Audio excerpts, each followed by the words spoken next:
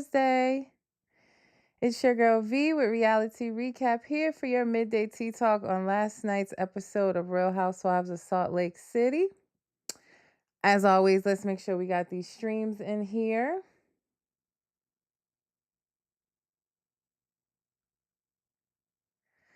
How's everybody week going?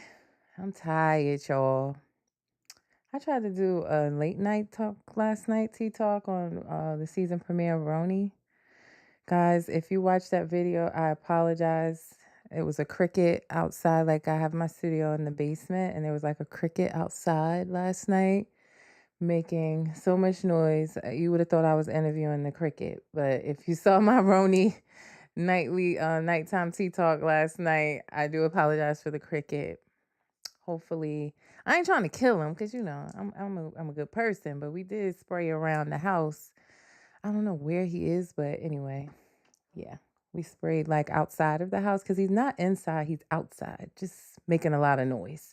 But so sorry for that in my RHONY tea talk last night. But let's get into the reason why we're here. Again, we're going over last night's episode of Real Housewives of Salt Lake City. We are streaming live right now across Instagram, Facebook, and YouTube. So if you have thoughts on the episode as I give you my unsolicited thoughts and recap last night's episode, please do. Tell me your thoughts. Tell me your questions.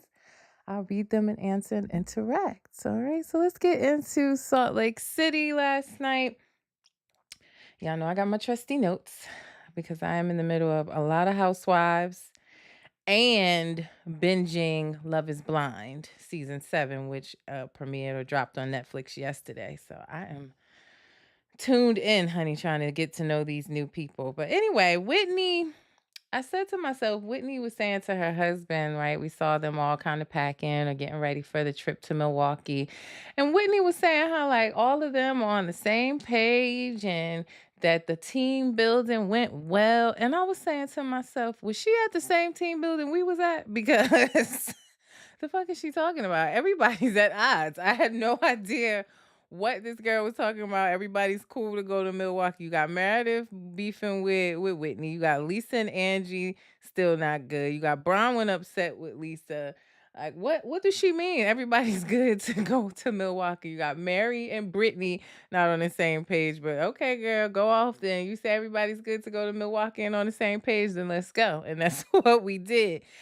The ladies traveled to Milwaukee for their girls trip. Mary traveled separately in her own PJ, and this is why we love her, guys. This is why we love Mary. She liked these girls, but she don't really like these girls, and she travels separately, and I'm here for it. She always gonna give rich auntie vibes, and I'm always here for that. We also saw with Angie as she was getting ready for the trip, just to back up a little bit. Angie was getting ready for the trip and she was telling her husband how Brittany's man, Jared Osmond, he's from the Osmond family. If you know, you know. If you don't, you don't. I didn't for sure, but it's a music family or something like that. I still don't know.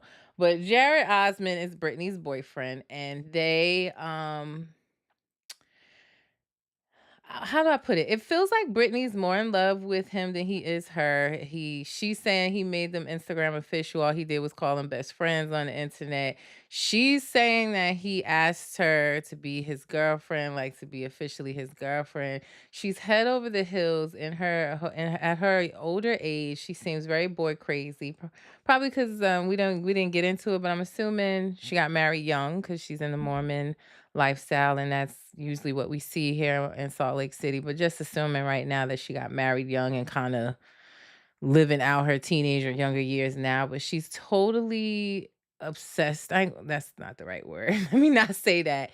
She's just boy crazy about this dude Jared. And come to find out that Angie Brow Girl, my husband was like, "What is a brow girl?" I'm like, "The girl that does her eyebrows, sir."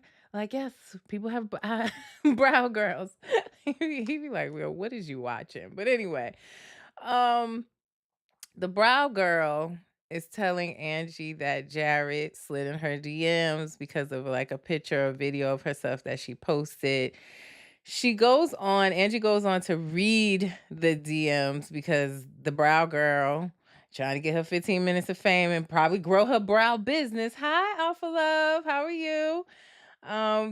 She's trying to grow her business. She screenshots the DMs and send them to Angie. So Angie, on one hand, Angie says she feel bad for the girl. On the other hand, Angie and her confessionals reading us the DMs. But go off, girl. I need the messy. Let me know what the DMs said.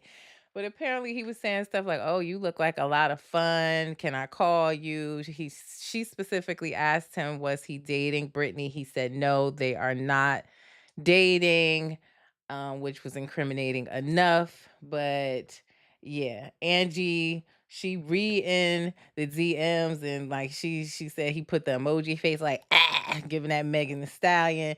He trying to get a taste, but she wasn't sure if she should tell Brittany or not because they just met each other. She doesn't know her that well, but she felt like she wanted to tell her that or she should, but she wasn't sure, Brittany, that Mr. Osmond is out here sliding in DMs like a slip and slide.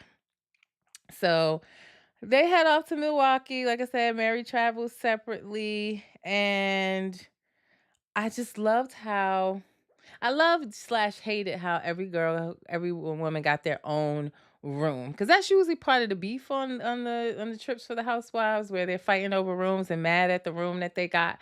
But on this trip, everybody got their own room, so I was like, damn, no drama there. They settled in, and Lisa talked about Jack. Y'all know Jack, her son, is on a mission in Colombia, and she talks about him being sick. He has some type of stomach pains, but he didn't want Lisa to come out there. He wanted to handle it on his own. I really think Jack just is trying to show his independence, be a man, which is admirable. And the fact that he's even doing this mission alone is. So she was worried about him, but everybody was supportive of her. Even Mary, it was nice. I was like, Mary has clocked in. She is working for her snowflake this season. She's definitely, in tune and just there with the group. So she told Lisa she was praying for him, gave her a hug, and they lightened the mood talking about what they were going to be doing or what was planned for the trip. Positive moment in the show. Whitney let them know that they would be going to a Bucks game and they were going to a bobblehead museum. If you didn't clock that little fun shade from previous season when Mary called Whitney a bobblehead, I think they flashed back and showed that.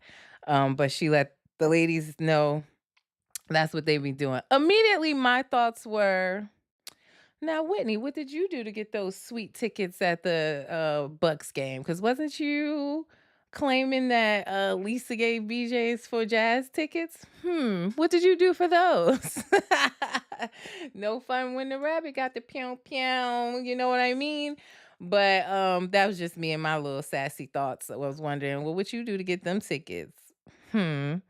But I love the game. We'll get into it. Um, I had a sidebar here too in my notes.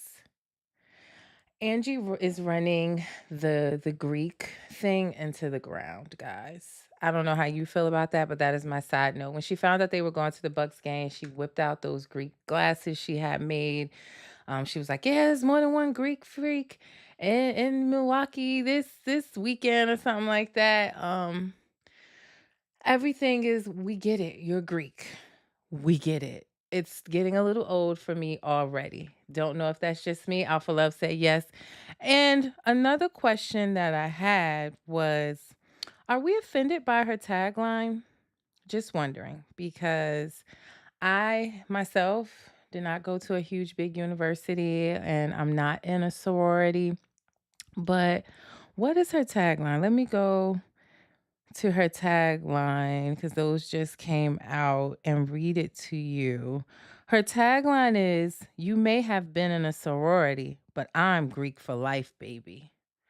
Is that a dig at people in sororities? Because I know that to be a thing at HBCU colleges. I have some friends that are in sororities. So I'm just wondering and curious from that standpoint if anybody knows.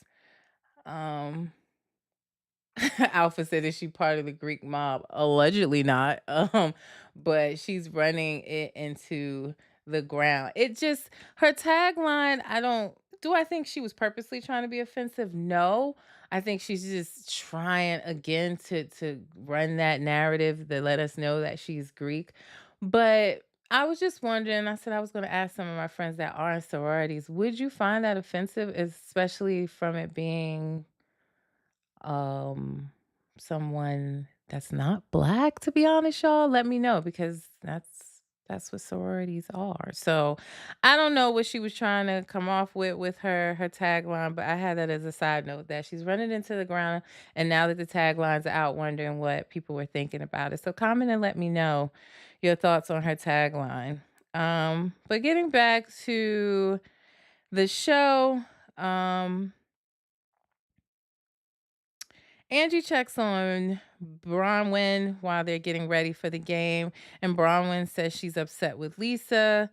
I'm not sure why. She's upset with Lisa because of the previous episode, how it left off, where Heather came at her because Bronwyn was coming at Brittany, saying that she's unhinged. Everything she's learned about her seems, her life seems chaotic. And she said that she needs to get her words tight because she came into the Bezos dinner saying that her Heart YSL fur jacket was a costume. She didn't necessarily call Mary poor, but she insinuated, because Mary was saying, like, she was young with five siblings. They never had enough. I don't know if she misunderstood that, and she was like, yeah, I know too. I grew up poor. And Mary took offense to that, saying, I didn't say that. I didn't say I wasn't poor. Money Mary don't want nobody calling her poor. So she took offense to that. And Angie was saying, like, you need to get your words tight. And Heather jumped in, was like, well, speaking of getting words tight, maybe you should, because you play to different people depending on who you in front of, which I kind of still believe to be true. But she was saying how when they were in the car with, it was Bronwyn, Heather, and Lisa in the car, she talked about Whitney and how Whitney, did her little iconic, here you want to, you want to see the hill, Whitney, and she stuck her middle finger up. And she was saying that she kind of was poking fun at Whitney, and Heather saying, well, you poking fun at Whitney when you with us, but then you met with Whitney, we ain't even know.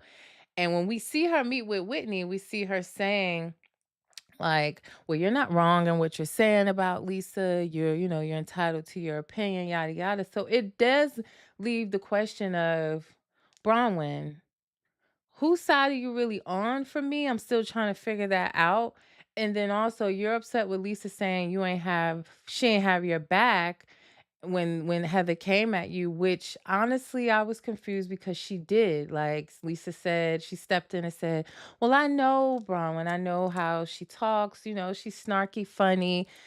Maybe she didn't do it to the level that Bronwyn wanted her to do. I don't know. She wanted to, like she said, what she wanted me to throw a glass or something. I don't know.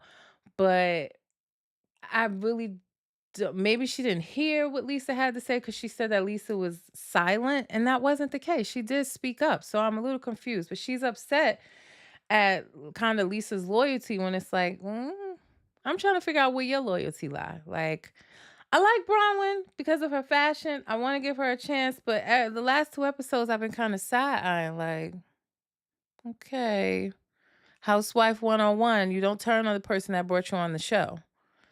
We see that a lot, but in my book, let me just say that Housewives 101, that's like number one rule. You don't turn on the girl that brought you in the group as their friend. That's not how loyalty works. But yeah, she's upset with her. I'm not sure why, really. Y'all let me know y'all thoughts, but she's upset with with Lisa and wants to talk to her about that. Heather tries to warn Whitney again. We see Whitney and Heather talking, and Heather's trying to kind of warn her, Bronwyn, again, like, I don't know, girl. She ain't the same in your face as she is behind it. And at this point, it's like, Heather, you got to let it go, right? Like, Heather is, to me, she has a little bit of PTSD from last season with the Reality Von T situation, and she seems like she doesn't trust anybody new coming into this group to begin with. So at some point, okay, you've warned Whitney a couple times now.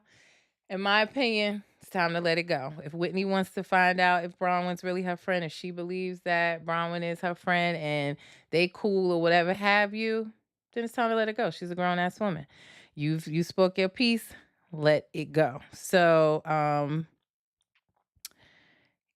she got to stop trying to find the receipts, proof, timelines, and screenshots is literally what I have in my notes. So the ladies split after that. After we see those little side conversations, they split. Half of the group goes to the casino, half of the group goes to a bobblehead museum. And I wrote, see, like this is where in Housewife, if I was in a housewife on the show, I would be annoyed because then when you go on these trips, you have to go on these stupid ass excursions because if you don't, then you don't get camera time. I don't know if that means you ain't clocked in for work for the day and you don't get paid. I don't fucking know, but I just feel like I would not want to go to a bobblehead museum. But I like seeing the ladies go to the casino because we know in Salt Lake City, the religion is mostly Mormon. It's frowned upon to be gambling, which it pretty much is in most religions. So, yeah, I really enjoy watching them go to the casino. I like watching them do things that they're not supposed to do. Diamond Goodwin said, Love and Hip Hop Miami, new season coming soon, episode 26. Thanks. We're in Salt Lake City right now, but thanks.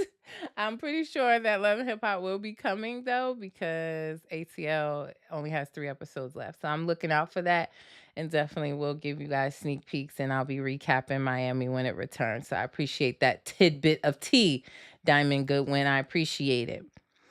Um, but yeah, they split. They at the casino. Caviar Gate starts. And let me explain to you what that is. It's more than Caviar Gate, honestly. It's Alibaba Gate. But at the casino, Heather lets Meredith know that she talked to Whitney and she felt like that Meredith was a little cold with Whitney. Or that's how Whitney feels. Whitney feels that when she reached out to Heather to go on this trip, and she told her, You can bring your caviar on the plane. We know Meredith has a caviar out. And she said that Meredith responded saying, Well, I'm already bringing it. Like, you ain't have to tell me, I was already bringing it. Bloop. And um,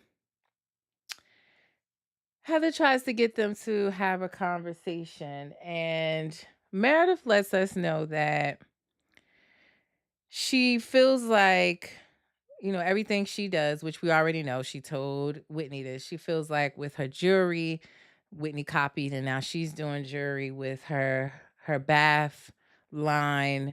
And now Whitney's doing bath bombs, which Whitney says she was always doing those. I ain't never seen it, but she says she's doing, bath bombs. So where Meredith's feeling like Whitney got a little bit of the copycat bug in her right now. So she mentions that um why does she want to know about me bringing the caviar, talking to me about the caviar?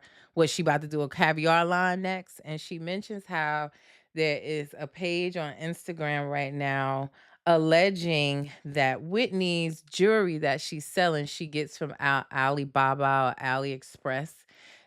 She uses some of their same pictures. She sells the jewelry for 2-3 times what it's worth on Alibaba. That's what they're accusing her of, where we know Meredith designs and really has her jewelry made. So Meredith, number one, why you worried about it? Because y'all is not in the same lane. If that is the case, you have your own jewelry line, you have your own store. So don't even pay attention to what she doing. If she got one bath bomb, then you do a whole bath collection. Bubble bath, shit, cleaner for the tub if you want to. Just, it's room for everybody. So, but Meredith overall is just upset with Whitney because she didn't apologize for trying to say that Whitney was behind that reality Von Teese page or the things that were being said about Angie K being in the Greek mob and mess last season. She's still waiting for an apology from that. And that's really the underlying issue. But she brings up that Whitney's alleged jury is coming from Alibaba, honey. And Heather's like, well, you should talk to her about it and offer your expertise. You're a veteran in the jury game. And Meredith's like, nah, I don't think she want to hear from me. You tell her. So I don't know who's gonna tell Whitney this information, but Meredith doesn't think that it'll be received well from her. I would agree, being that the last time they spoke, it wasn't a good conversation. Heather's cool with her. She brought that tidbit to you. Since you going around checking on everybody anyway, you might as well just let Whitney know. But I will see in the upcoming episode who tells Whitney this, or if Whitney already knows, because it seemed like, I mean, Lisa had knew about it. They all saw it. It was on the internet. It wasn't like some secret, or that Meredith went and matched up her jury against Alibaba. It literally was a page reporting this. So, if I had to guess, in some fashion or some way, this is gonna turn on Meredith for her to be a bad person. They always think Meredith is the one behind these type of things. I don't know why, but all she's trying to do is have her bar mitzvah and mind her business. But we'll definitely see how that plays out, and I'm excited. So Alibaba Gate, I said in my caption, Sheree and Lisa walked so Whitney could run, because they was accusing Sheree of her She Buy Sheree being from Shein, copies from Shein. They were saying on Dubai that Lisa's skincare line was from Alibaba and she just put her name on it. It was like, I don't know. All these women have products, and you gotta come right. You gotta come correct, because the people will investigate and find out. They love a good shady story about you, especially if you're in the limelight. So you gotta come correct with your products. We'll see what her response is. Is it true? Does she have receipts saying otherwise? And who tells her, and who's gonna get blamed is what I really want to know. But Alibaba Gate activated, honey. Um. Brittany, we go to the game. We're at the game. Angie's running around with a Greek flag around her neck and the Greek glasses and all of this stuff, just running into the ground, as I already told y'all. But we're at the game and we see Brittany calling Jared. She's been asking for, like advice on texting him and reaching out to him, because we ain't seen her phone ring with Jared calling her not one damn time this entire trip. He is so happy she's out of town so he could slide in some more DMs probably. He ain't reach out not once. She texting him and calling him. So she FaceTiming him at the game. And I'm saying, why? You can't even hear what he's saying. But I just want to see her handsome face. While she's on FaceTime with Jared, Bronwyn and Angie are behind her, and Angie's expressing her concern that how Brittany is so in love with this guy and it doesn't seem reciprocated. And she lets Bronwyn know that her brow girl, Jared slid in her brow girl DM. She shows the screenshots to Bronwyn of the DMs, and Bronwyn's like, "You gotta say something to her, girl, because if it was me, I would want you to tell me something like that." I don't know how. Maybe because they're mic'd up with all the noise. It just seemed like last night everybody could hear everything, even though they're at a full blown NBA basketball game. How did she? Well, they weren't that far away, but I was like, "Damn, she heard that." So Brittany turns around and asks, was she talking about, were they talking about her? And Angie let her know about what the brow girl was saying, and that, Jared was in her DMs. Brittany immediately gets upset and excuses herself and go run to the bathroom and cry. And I'm saying, girl, come back, read the DMs, so we could go curse Jared out together. But she didn't even read the DMs. She ran off into the bathroom. Meredith went with her. And Meredith was trying to give her some sound advice, telling her maybe you should date other people and see how it is, because he truly doesn't give you the respect as a girlfriend that he should. He's not really claiming you. So why you claiming him? But she said it nicely, way nicer than that would have came across from me. Because I'd have been like, girl, you dumb. He is not your boyfriend, number one. Get off the phone with him. We had a game and we in the suite. Like, find you a dude in one of these suites, honey. Go on a date, a real one, not in a Costco cart and him claiming you as his BFF. That is not a relationship.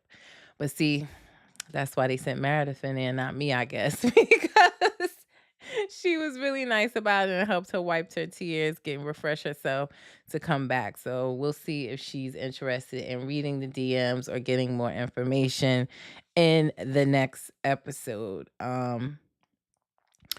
We then see Lisa sitting down next to Bronwyn, and Lisa asked Bronwyn, how did the bobblehead museum go, and Bronwyn mentions that Maylee, who honestly, Maylee is Whitney's friend. She's on the show as a friend of. I ain't gonna say she corny. She don't talk a lot. Um, she's not at the forefront of this show yet, but apparently while they were at the Bobblehead Museum, they did a little flashback. These flashbacks are starting to give me whiplash on Salt Lake City. It was cool the first episode, but we were at the Bobblehead museum watching a scavenger hunt. You should have just let us see what happened there. But anyway, they did a flashback where Maylee asked not Brittany. Maylee asked Bronwyn, I heard you was clowning my clothes or the things that I wear, and I'm trying to figure out what's your issue with me. So immediately I'm like, who told Maylee that? If I had to guess, Heather, since she was telling everything else that was said in that truck that day, I'm gonna guess it was Heather. But Bronwyn kind of throws Lisa under the bus because she already mad with her, and she's like, well, if you want to really know what was being said about your clothes, ask Lisa. Ask Lisa about that. And they do another flashback, and we see Lisa clowning in the car saying like, yeah, my friend told me that, I think she said Nordstrom's, was it, or Neiman's, one of the ends, Nordstrom's or Neiman's, that yeah, Maylee's about to be like blacklisted from there because she returns too much. Lisa was just being shady and funny, which they all do. But when Lisa asked about how things went at the Bobblehead Museum, Bronwyn let her know, well, like, Maylee wanted to talk to me about her outfits, and maybe we need to kind of, I need to update you on that. Maylee hears her name, and again, I'm like, damn, how did she hear that? It gotta be because they mic'd up. What the hell? Do they have something in their ear too? Again, they are at a basketball game. How are they overhearing this stuff? Because she wasn't as close as Brittany was when Angie K and Bronwyn was talking about the whole DM situation. She was over there getting food, but she heard her name. She walk over and she says, yeah, I was talking to Bronwyn about what was being said about my clothes. And come to find out, she says, I need to be talking to you. So what was said? And Lisa was up front, like saying, yeah, I made a snarky comment. I made this little smart ass comment saying that, like, oh, it's probably already back at Nordstrom's, whatever she wore, because you return a lot. She owned up to it. And Bronwyn kind of jumped in, basically saying, like, well, if this is what I'm saying. When you say something, Lisa, it's supposed to be considered as a shady comment. When I say something, the whole world blows up. And I don't really think that's the case. I just think Heather's like on edge about a new person coming in. And I don't know why she ain't direct all that to Heather. What she did eventually, I feel like Lisa did stand up for Bronwyn in last episode. She was not just mute, not saying anything. She did stand up for her, maybe, and that's what Lisa said. Maybe not in the fashion that you wanted me to, but I did say something. And I felt like Lisa was really trying to have a conversation with her, like, this is a new dynamic. I'm sorry if I didn't say things the way that you wanted me to. And as a Sagittarius to a Sagittarius, Lisa did her damn best to try to be calm, cool, collective, and explain herself and be compassionate. And I just wanted Bronwyn to recognize that instead of being on this, like, coming in hot, like, no, you wasn't on my side, da-da-da. Like, listen to what she's saying, because the next time she said it ain't gonna be that nice. Trying to tell you, I was giving her credit because Sagittarius are very blunt, very straightforward. Like, I was shocked, honestly, at how well Lisa was trying to handle that situation. So Bronwyn kind of was like, nah, y'all got to give me grace because all of y'all talk shit. It's not just me. And who else needs to give me some grace is Heather. And she was like, yeah, Heather, we're going to get some things straight and we're going to get it together. And they cut to Heather kind of mocking her in her confessional, mocking Bronwyn with her bob, like, yeah, we're going to get it straight. We're going to get it together. And I was cracking up. But yeah, they went ahead and went back and forth with Bronwyn going back to Heather, Heather saying, like, are you seriously feeling like What you said in that car was cool. And again, Bronwyn, to my opinion, did not say anything horrible about Whitney, and what she did say for the most part, she said to Whitney's face. I totally get that. I just feel like Bronwyn's mad at Lisa for not being there for her. But Bronwyn, did you tell Lisa that when you met with Whitney, you were telling her that she wasn't wrong in her feelings? You didn't say how anything that she said on the podcast was wrong. I don't get it. Like, why didn't you didn't do that? So it's again for me the pot calling the kettle, calling the kettle, calling the pot. Just let it go. I don't know. But that's kind of where we left off with Heather, Bronwyn, and Lisa at odds. Bronwyn saying, I'm not the only one in the group that talks shit. I'm just the best dressed one doing it. Sometimes. Because Lisa can dress too. But I don't know.